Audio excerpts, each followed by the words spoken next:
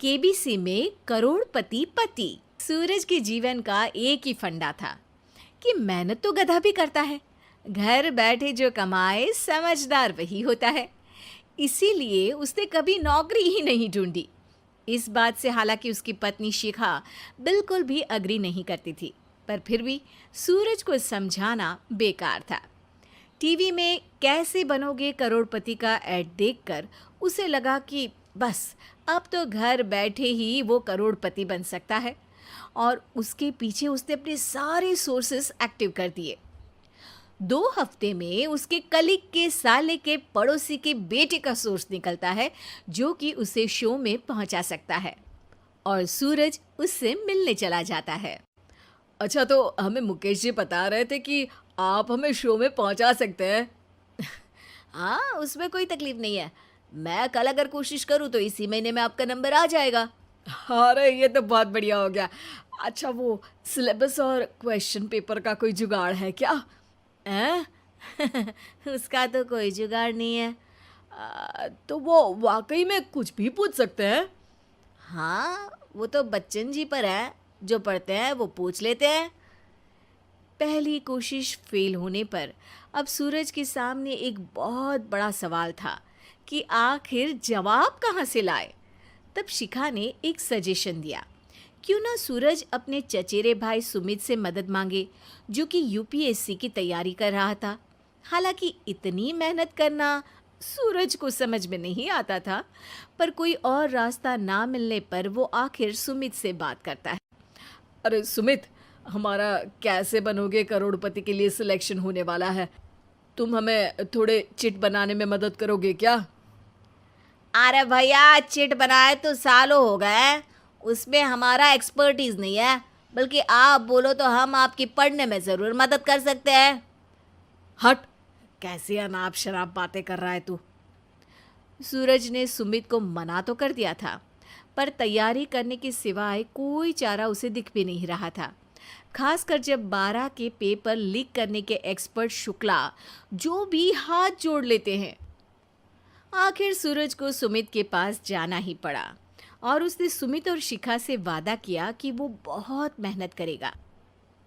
1 महीने की तैयारी के बाद फाइनल हुआ कि शो से 1 हफ्ते पहले एक ट्रायल खेला जाएगा, जहां पर सारे रिश्तेदार ऑडियंस की जगह पर होंगे और शिखा सवाल पूछेगी। दूर दराज से भी रिश्तेदार आकर हाजिर हो गए देखने कि आखिर कैसे बनेगा सुमित करोड़पति।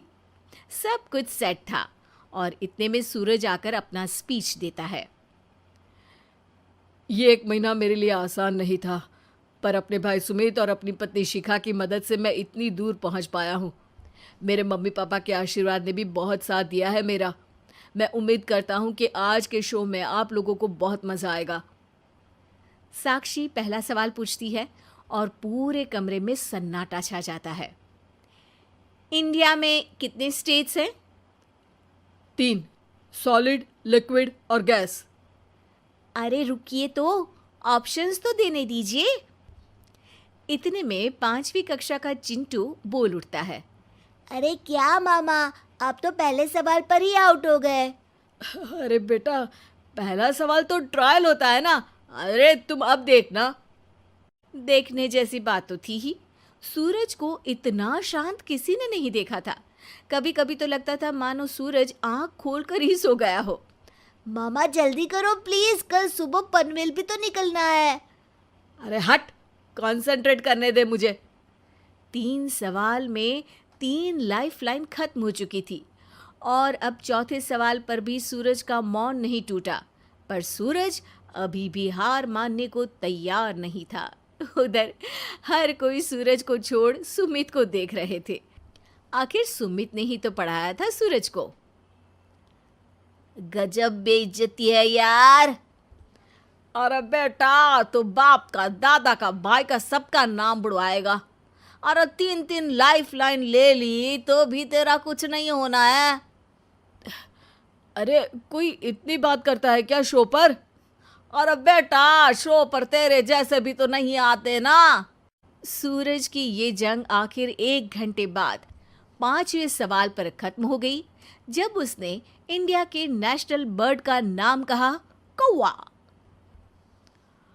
अरे बेटा, मज़ा तो बहुत आया, बस थोड़ा टाइम पर ख़त्म होता तो आनंद भी आ जाता।